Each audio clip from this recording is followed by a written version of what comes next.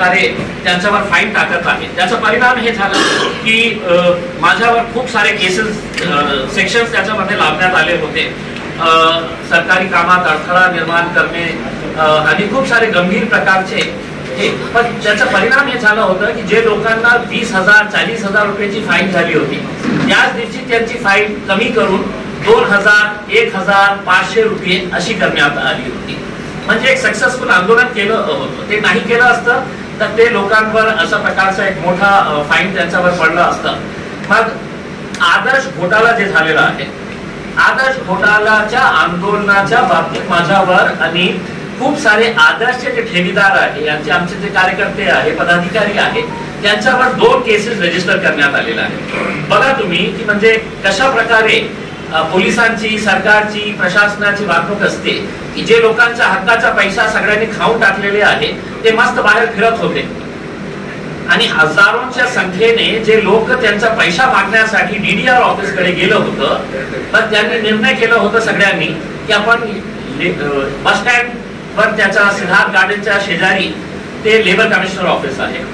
मग हे निर्णय घेण्यात आला होता की सगळे लोक जे आहेत ते पोलीस कमिशनर ऑफिस पर्यंत जाऊ. मग सिद्धार्थ गार्डन ते पोलीस कमिशनर ऑफिस पर्यंत गेलं होतं. कोणत्याही प्रकारची हुल्लडबाजी नाही होती, शांतप्रिय मार्गाने सगळं गेले होते. कोणीही अशा प्रकारचे नारेबाजी काही नाही होती. वयोवृद्ध लोक होते, त्यांना त्यांचा हक्क पाहिजे होता. मग त्याच्या विरोधातही आमच्यावर केसेस करण्यात आले होते. अनेक सारे आदर्श ठेवीदारांवर केस करण्यात आले होते. आणि दुसरा केस म्हणजे तेव्हा आम्ही डिव्हिजनल कमिशनर ऑफिसच्या समोर जाऊन आंदोलन केलं होतं. सगळे आदर्श ठेवीदार आणि सगळे दुसरे पतसंस्था आणि सहकारी बँकांच्या ठेवीदारांसोबत आम्ही डिव्हिजन कमिशनर ऑफिसच्या समोर जे ज्या आंदोलनामध्ये त्यांनी आसू गॅस सोडले होते आणि कमिशनर साहेब बाहेर यायला तयार नाही होते भेटायला, तर त्या केसमध्ये ही खूप सारे गंभीर प्रकारचे सेक्शन्स लावण्यात आलेले आहेत. म्हणजे विचित्र प्रकार हे बघा की लोकांचे पैसे ते मागत आहे आणि तुम्ही कशाला आमच्याकडे येत आहे पैसे मागायला, मग तुमच्यावर केस. हे अशा प्रकारची जे हे वागणूक आहे. मग इम्तियाज जलीलवर ही केस करा, कारण कोणीही दुसरा नेता यायला तयार नाही. हे माणसाच्या विरोधात आपण केसवर केस करून टाका.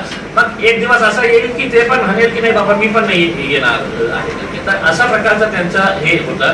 दुसरा एक केस होता की आपला दौलताबाद मध्ये जश्न इम्तियाज जेव्हा होतं तर मुशायरा तिथे कपालीचा प्रोग्राम होता आणि काही लोकांनी ते पैसे माझ्यावर हे केलं होतं. तर त्यावर ही केस रजिस्टर करण्यात, म्हणजे किरकोळ कशा प्रकारचे कारण असतं की असं वाटतं की पोलिसांना गंभीर प्रकारचे जे गुन्हे आहेत त्यांचा शोध लावायचा नाही, त्यांच्या मागे पडायचं नाही. क्राईम वाढत चाललेला आहे तर राहू द्या. पण इम्तियाज जलीलने जश्न इम्तियाज दौलताबादच्या एका फार्म हाऊस मध्ये ऑर्गनाइज केला होता आणि त्या कव्वालीच्या कार्यक्रमामध्ये काही अतिउत्साही काही जे लोक आहे आणि एक असं ट्रेडिशन आहे की कव्वालीच्या प्रोग्राम मध्ये की लोक असं पैसे हे करतात. ते पैसे कुणाच्या खिशात जात नाही. ते तबला वाजवणारे आहे, ते म्युझिशियन्स असते, तर त्यांना ते पैसे जातात. मग त्याच्या विरोधात एक केस करण्यात आला होता माझा. रेल्वे स्टेशन आपल्याला एका काळामध्ये माहित असेल की रेल्वे स्टेशन जो फ्लायओव्हर आहे त्याची रस्त्याची अवस्था काय होती, इतके खड्डे होते.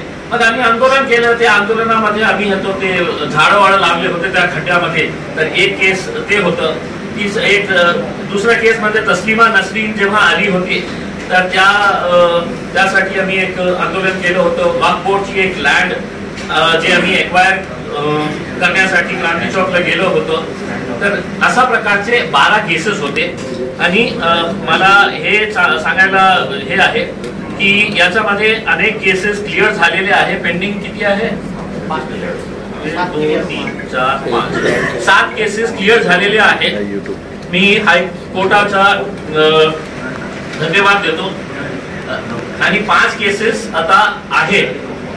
म्हणजे तुम्ही विचार करा, ज्या लोकांना पैसे पाहिजे आपल्या हक्काचे पैसे ते मागायला गेलं तर त्यांच्यावर केसेस रजिस्टर करणं हे कितपत योग्य आहे हे मला सांगायचं आहे. म्हणून मला हे क्लॅरिफिकेशन करणं यासाठी महत्वाचं वाटलं की जेव्हा बातम्या येईल तर बातम्यामध्ये हेच येईल, इम्तियाज जलीलच्या विरोधात 12 केसेस. तर ते चुकीची माहिती जाऊ नये आणि कशा प्रकारचे केसेस आहेत त्याच्या बाबतीत हे खुलासा करणं खूप महत्वाचं होतं. आणि आता निवडणुकीच्या हे सगळं कॅम्पेनिंग सुरू होणार आहे. तर मी जे कॅन्डिडेट्स आहेत त्यांना सर्वांना शुभेच्छा देतो आणि लोकांना हेच विनंती करणार आहे की जेव्हा तुम्ही मतदान करा तर तुम्ही कॅन्डिडेटची शैक्षणिक पात्रता काय आहे, त्याचं एज्युकेशन क्वालिफिकेशन काय आहे, त्याचा सोशल बॅकग्राऊंड काय आहे, ते तुमचा प्रश्न लोकसभेमध्ये मांडू शकेल का. लोकसभा मध्ये एक अशी जागा आहे जिथे देशाचे कायदे कानून तयार करण्यात येतं आणि अशा परिस्थितीमध्ये फक्त माझ्याकडे 300च्या वर खासदार आहे, पण ते किती कामाचे आहे हे खूप महत्वाचं आहे. म्हणून जाती धर्माचा मुद्दा न घेता आपण जे क्वालिफाईड पर्सन्स आहे, जे एज्युकेटेड आहे, जे शहराला विकासाच्या दृष्टीने नेणार असेल तर त्याला मतदान करा. मी आज आपल्या समोर हे स्पष्टपणे सांगतो की मागच्या 5 वर्षामध्ये मी एक खासदार म्हणून देशातले जे सगळे जास्त प्रश्न केंद्र सरकारला आणि मोदी सरकारला विचारलेले आहे तर हे तुमचा खासदार इम्तियाज जलील होतो आणि 10 वर्ष झालेले आहे मला. 5 वर्ष आमदारकी आणि 5 वर्ष खासदारकी या नात्याने आणि मागच्या 5 वर्षामध्ये मी काय काम केलेली आहे. आपल्याला माहित असेल की टेलिव्हिजन डिबेट मध्ये आणि जे विरोधी पक्षातले लोक असते बताओ क्या काम किया है करके, तर त्यांना एक मी पुस्तक तयार करत आहे. ते पुस्तक आपल्यालाही त्याचं विमोचन साठी आपल्यालाही बोलवण्यात येईल आणि ते पुस्तक आपण वाचा आणि तुम्हाला पटलं की हो त्यांनी हे काम केलेले आहे. म्हणजे बोलण्यासारखं तर मी हे केलं ते केलं हे सगळं काही, जसं आपले कराड साहेब म्हणायचे की आम्ही गॅस पाईपलाईन आणलेली आहे. गॅस पाईपलाईन तुम्ही नाही आणलेली आहे, देशासाठी प्रकल्प होतो आणि देशामध्ये आमचं शहर आहे म्हणून की मी आणलेली आहे, तर तुम्ही नाही आणलेली आहे. देशासाठी लोकसभेमध्ये प्रस्ताव आला होता आणि त्यामध्ये हे निर्णय घेण्यात आला होता की देशामध्ये आपल्याला हे गॅस पाईपलाईन आली का नाही आली. तर मी जे काम केलेले आहे फोटोग्राफ सहित, बजेट सहित, कुठे कुठे पैसे खर्च करण्यात आलेलं आहे, हे सगळं एक बुकलेट तयार करून आपल्याला वाटण्यात येईल. आपण ते वाचा आणि मी दुसऱ्या जे कॅन्डिडेट्स आहेत त्यांनाही विनंती करतो की तुम्ही शहरासाठी काय करणार आहे, काय केलेले आहे याच्या बाबतीतही काही रिटर्न मध्ये दिलं तर 1 वर्षानंतर मी असो नसो कोणीतरी दुसरा बसलेला असेल तर तुम्ही त्यांना प्रश्न विचारू शकतो की हे पुस्तक मध्ये तुम्ही हे लिहिलेले होते, आता हे काम झालेले आहे का नाही झालेले आहे. हे माझ्या शेजारी जे बसलेले आहे अंकुश राठोड साहेब बंजारा समाजाचे आहे आणि खूप आमचे चांगले मित्र आहेत. बंजारा समाजाचे खूप सारे लोक आमच्या जे फॉर्म भरण्यासाठी जे रॅली निघणार आहे त्यामध्ये येणार आहे. शहर अध्यक्ष आरिफ रेशमंदी, जिल्हा अध्यक्ष समीर साजिद बिल्डर साहेब आहे आणि मला असं वाटतं की एक चांगलं वातावरण या शहरामध्ये आहे. काल मी आदरणीय पंतप्रधान नरेंद्र मोदी साहेबांच्या भाषण ऐकत होता परभणी मधला. परभणी काय जास्त लांब नाही आहे, तिथे ते बोलत होते की कशा प्रकारे पाणी आणण्यात आलेलं आहे. आता परभणीमध्ये आपले रिपोर्टर असेल तर त्यांना सांगा की परभणीमध्ये लोकांना पाणी मिळतं. दूसरा म्हणजे त्यांनी सांगितलं की 4 लाख घर हमने परभणी के अंदर बनाए हैं करके. आता ते जर्मनी होतं की परभणी होतं माहित नाही मला, पण ते 4 लाख, पण 4 लाख परभणीमध्ये बांधलं असेल तर मोदीजींना आणि त्यांच्या मंत्र्यांना आणि त्यांचं सगळं दुसरे अलायन्सचे मंत्र्यांना हे प्रश्न विचारायचा आहे की एक घर माझ्या जिल्ह्यामध्ये का बांधण्यात नाही आलेलं आहे, माझ्या शहरामध्ये एक घरही का बांधण्यात आलेलं नाही आहे. पण फक्त आपल्याला गप्पा मारायचा आहे का 4 लाख इधर बना दिए, 10 लाख इधर बना दिए है, 5 लाख इधर बना, एक घर यहाँ पे बता दीजिए मुझे. ये घर हमने है तो पंतप्रधान आवास योजना के अंदर इस शहर के अंदर हमने बनाए हैं. मी दोघंही भारतीय जनता पार्टीचे दोघंही मंत्र्यांना केंद्रातले आणि तिसरे आपले राज्याचे जे मंत्री आहेत त्यांना विचारतो आणि त्यांचे अलायन्सचे जे मंत्री आहेत पालकमंत्री हे सगळ्यांची जबाबदारी होती. तर त्यांनी हे प्रश्नांचे उत्तर द्यावे मी अशी अपेक्षा करतो. काही आपले प्रश्न असतील तर आपण विचारायचं. वंचित तुमच्या सोबत नाही आहे, मग तुम्ही आनंदराजला का सपोर्ट करता? आनंदराजची काय अपेक्षा आहे? आनंदराज साहेब जे आहे, जसा वंचितचे आदरणीय बाळासाहेब आंबेडकर त्यांचे सखे भाऊ आहे आनंदराज आंबेडकर, तोही बाबासाहेब आंबेडकरांचे नातू आहे.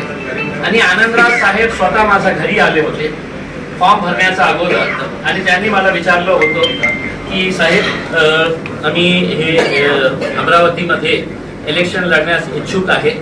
त्यावेळी आमची अमरावतीची टीम एका SC कॅन्डिडेटला फायनलाइज केली होती आणि तिथे आम्ही लढणार होतो आमच्या पार्टीच्या वतीने, रिझर्व्ह सीट होती तरी सुद्धा. मग आनंदराज साहेब आल्यानंतर आम्ही इमिजिएट आमच्या अमरावतीच्या टीमला सांगितलं की आपण निवडणूक नाही लढणार, आपण जे ताकद लागेल ते ताकद आम्ही आनंदराज साहेबांना देणार, आणि त्याची घोषणाही केली. आणि त्याच्यानंतर जेव्हा असदुद्दीन अवैसी साहेब आले होते, मी त्यांना विनंती केली की आपलं या समाजाचा एक ऋण आहे आपल्यावर, की आज मी दिल्लीपर्यंत गेलेला आहे, तर दलित समाजाचा खूप मोठा याच्यामध्ये योगदान आहे, म्हणून आपण बाळासाहेबांचंही आपण हे करावं, समर्थन करावं.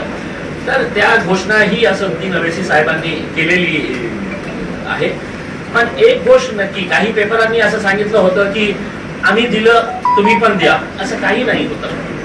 आम्ही स्पष्टपणे हे सांगितलेले आहे की आम्ही देणार आहे तुम्हाला, आम्ही सौदेबाजी काही केलं नाही कि हम आपको देते आप हमारे को दो करके.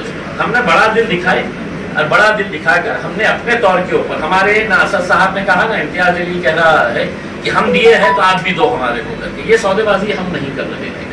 हम उनका आदर करते हैं, उनके समाज ने हमारे लिए बहुत मेहनत की थी और इसके लिए हमने अकोला के अंदर उनको मदद करने का फैसला किया. आप अमरावती से लड़ने वाले थे, हमने नवनीत राणा को चैलेंज किया और नवनीत राणा ने भी आपको चैलेंज किया. जी, मैं अमरावती से लड़ूंगा. नहीं, मैं नहीं लड़ सकता. आपका यूट्यूब पे शॉर्ट रील्स में वो आपका आया है. नहीं, आप एक सेकंड, मैं समझ गया आपका.